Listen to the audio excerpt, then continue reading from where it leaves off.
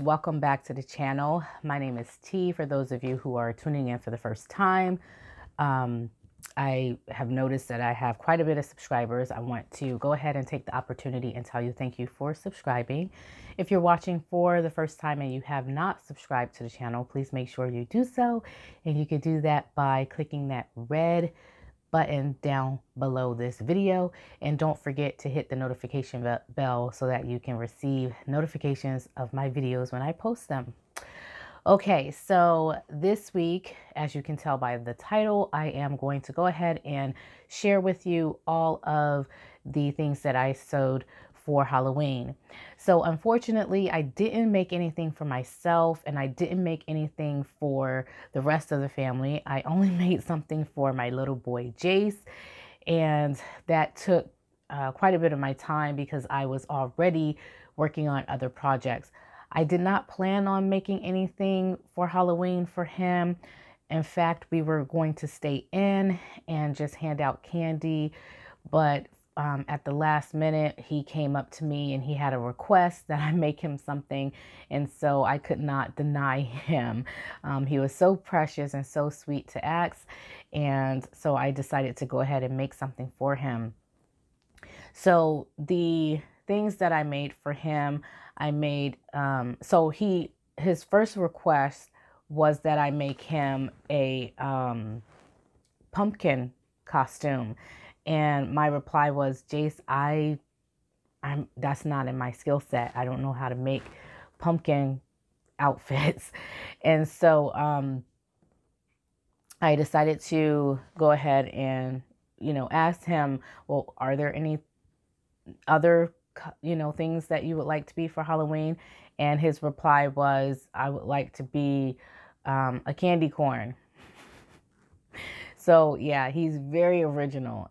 I didn't know what to say to that. So yeah, because it was just so original and I didn't know what to think. I was just like, okay, well, let me take some time before I tell him I can't do it or we can't do it. Let me go ahead and take some time and see if there's something that I can come up with, something that I can do.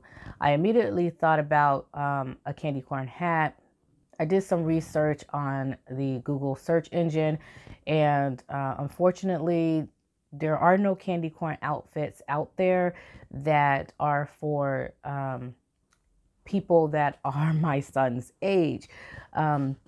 Most of the costumes are either something that's a little bit more provocative for women, or something for little tiny babies, which are little hats, or a dress. You can make like a dress that looks like a candy corn shape or whatever.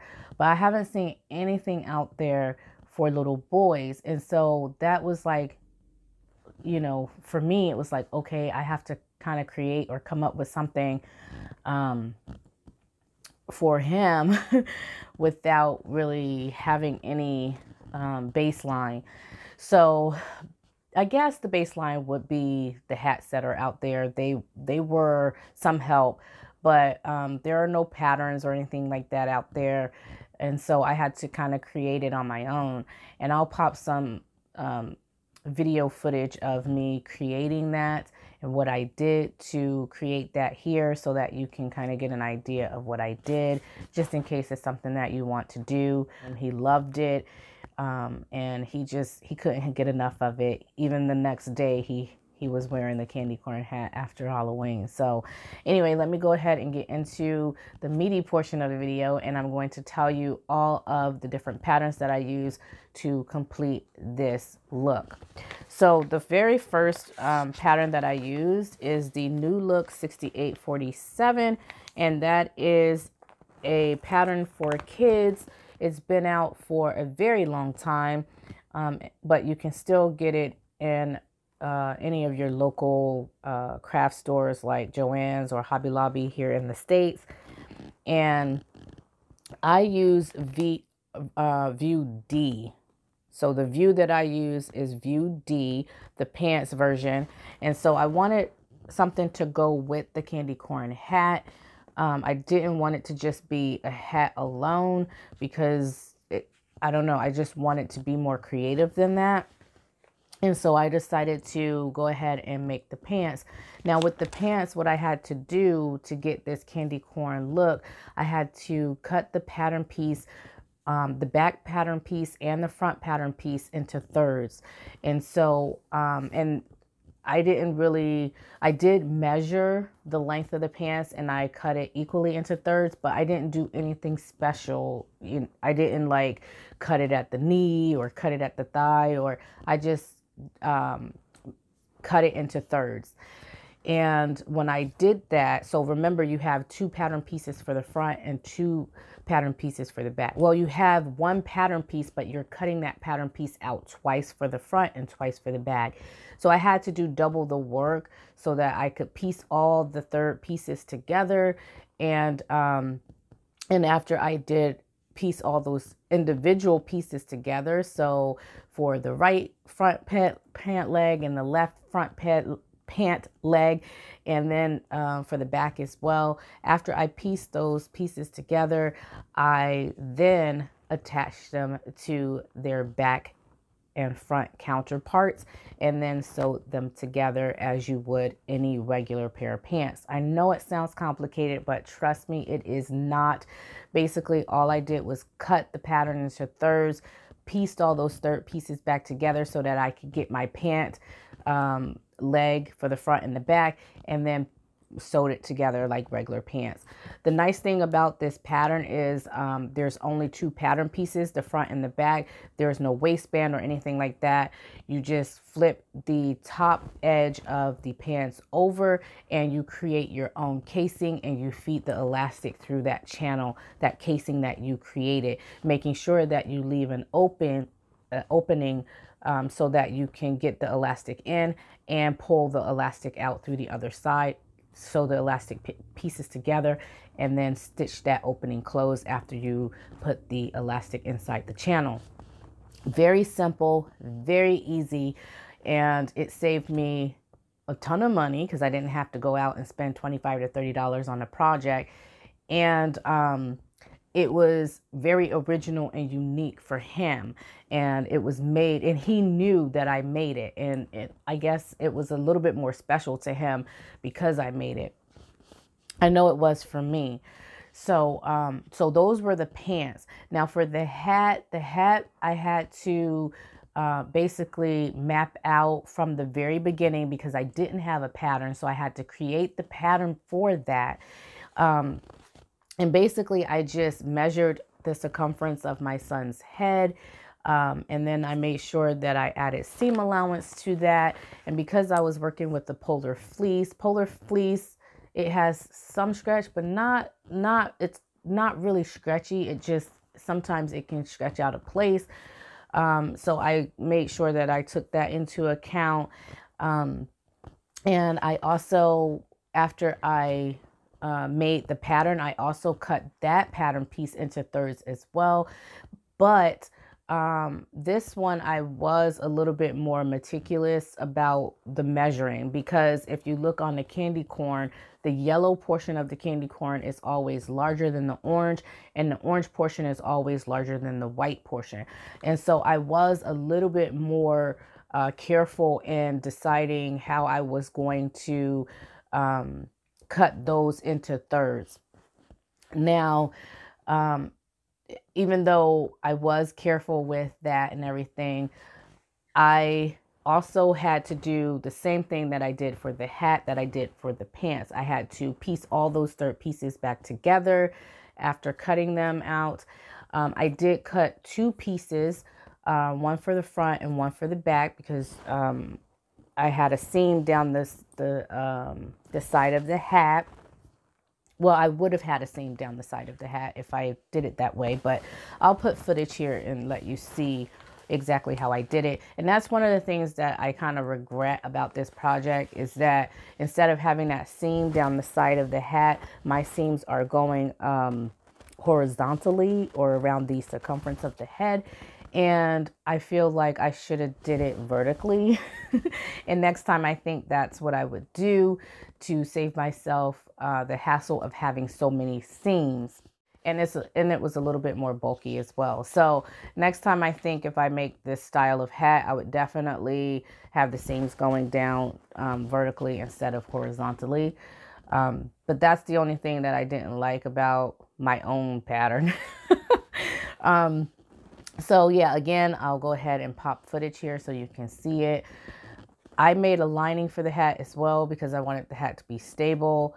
And also I didn't create a band for the hat, which is something that I think I would do in the future as well. Instead of creating a band for the hat, I made the hat long enough so that I could flip the hat, flip it over, and it has its own built-in band, if that makes any sense. So again, I like the way that it came out. It was really simple and easy, a cool project for a toddler. The other pattern that I used is the New Look 6590, which is this really nice pullover hooded jacket. So you could do a version with the hood or a version without the hood that just has a collar stand.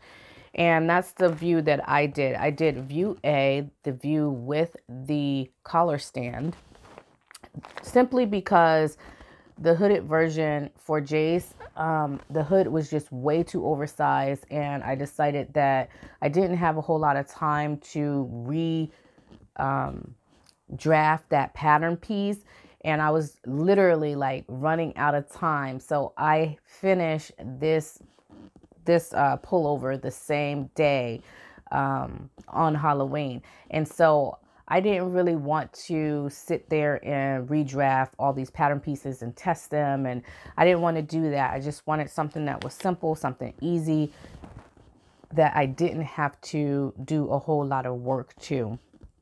So this pattern is very easy. I would say that it's advanced beginner friendly, only because it has a zipper in the front. If you have not sewn a zipper yet, that may be a little bit of a discouragement. I know for me in the beginning, when I was first putting in zippers, that was just like, I kind of stayed away from that for a while.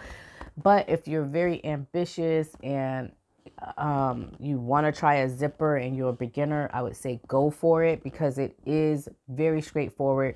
The instructions are great from the beginning to the end, so you won't have any issues with trying to figure out what's going on, how to put pieces together. And the pieces are so simple to where you don't even really need to rely on the instructions, because you only have there are several pieces. Let's see, how many pieces do you have? You have 8 given pieces. And remember, one of those pieces you're not going to use well, it just depends on which view you use. So you may use the hat or the hood, you may not. But if you don't use the hat, you still have the collar stand. So you may still have the same amount of given pieces. But also there's a pocket piece. If you decide to put the pocket piece on, you can put the pockets on, or you can omit them. They have them shown here with or without the pockets. So it's not something that you have to do. Let's see what else. Yes, very easy pattern. I did view A, and I chose a size 4, and I went with, so the finished measurements on the tissue pattern for that size was, I believe it was like 3 or 4 inches more in the chest area, because that was the chest finish measurements. I think it was like 3 or 4 inches bigger than Jace's size, and I was okay with that. And I wanted to go ahead and sew that up, see what it was like, because pullovers tend to be a little oversized. So I wasn't really concerned about the 3 or 4 inches or going down a size or whatever, because there really was like maybe a half of an inch difference between the size 3 and the size 4. So really I just chose the size 4 and went with that. It tends to fit him pretty well. The sleeves are a little bit longer, but I just rolled them up and it looks like a cuffed sleeve, and it looks wonderful. The only thing that I didn't like about this pattern is that at the bottom of the pullover, it's really wide. almost like this boxy wide look. So it's more closer fitting up at the top of the chest area, and then as it goes down to the bottom, it kind of flares out a little bit, and it looks kind of boxy. I don't know if that was the nature of the fleece, you know, giving it that appearance, or if it was the pattern itself. But I definitely want to play around with this a little bit more and kind of see the potential of the pattern.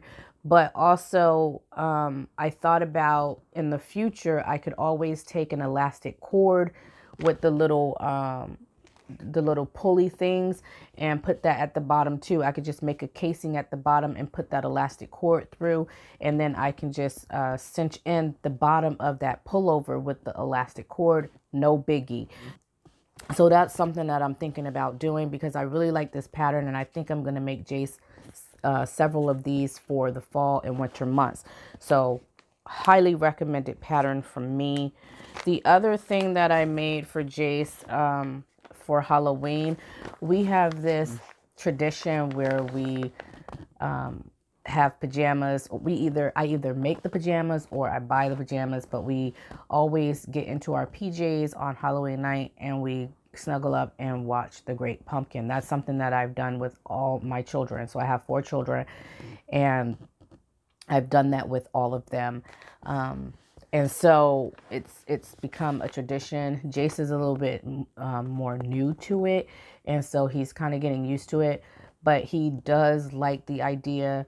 We were able to snuggle up with him on Halloween night, and I fell asleep, but he watched the whole thing through. And then my husband said at the end he asked to watch it again. So anyway, for the PJs, I self-drafted the bottoms for myself. I thought about using this pattern here, but this is a woven pattern, and so I didn't, again, want to resize it for a knit and all that. So I just decided to go ahead and draft my own pattern, and that's what I did. So for the bottom, for the pants portion of it, I self-drafted my own. It's just a front and a back. I didn't even do a waistband or anything like that. I just kind of did the same method I did with this pattern here, where you just flip the edge of the top edge of the pants over and then just make your own casing. That's what I did. For the shirt, I did self-draft the shirt, but I made a mistake on the front bodice or the back bodice. I can't remember, but I cut out 2, I think it was back pieces, and it just was not sitting right. The sleeves weren't sitting right. I needed to, no, it wasn't the sleeves. It was the shoulder slope. The shoulder was too narrow. I needed to make the shoulder a little bit more wider as well. And it made it so that it was like hanging off my son, and it was like there was a lot of gape in the front. So I really needed to correct that. And so I had to correct that, and then after I corrected that, I omitted the sleeves because the sleeves were no longer functioning correctly. So I decided, okay, well, it's warm in my house anyway, and instead of going with the old long sleeve version that I made, I'm just gonna go with a shorter sleeve version, again, to save myself time. Instead of like drafting out a pattern piece, I just used the sleeve out of this pattern here, which I made this several times as well, and it's the Simplicity 8660. So those are the makes that I made for my son for Halloween, and they were fun, exciting. I thought they were fun and exciting. I'll go ahead and pop pictures here of the PJs so you can see the PJs and see how they turned out. We had fun, and I really enjoyed it. Like I said, didn't make anything for myself or the rest of the family because I just didn't have a whole lot of time. I've been a part of the Minerva Makers team, and so I've been doing projects for that. And oh yeah, let me tell you about my upcoming what I'm doing this upcoming month. So for the month of November, I am hosting the Sow Your View. Sorry, I am hosting the Sow Your View for the month of November. So for those of you who are not familiar with the Sow Your View, stay tuned. And Wednesday, I will tell you more about it. I'm going to post a video telling you more about what I'm going to be doing for the month of November with this, the pattern that we have selected for the Sow Your View, and kind of give you the details on what the fabric choices and all that other stuff. So stay tuned for that video on Wednesday. And also, if you are not following Sow Your View, head over on Instagram and type in Sow Your View, and it should pop up. The founder of Sow Your View is Monica, and she goes by That's So Monica on Instagram as well. So she has two accounts, her account, which is That's So Monica, and then the Sow Your View account as well. So look those two accounts up, and then follow Monica's accounts on Instagram if you want to know more about the challenge or the monthly sew along. And yeah, so I will be the host for this month, and I'm hoping that you will be able to participate. If you are able to participate, meet me over at the Sow Your View stories, and you can learn more about the pattern that we're doing for this month. All right, so that is all for this video, and I shall talk to you on Wednesday. So stay tuned and stay creative.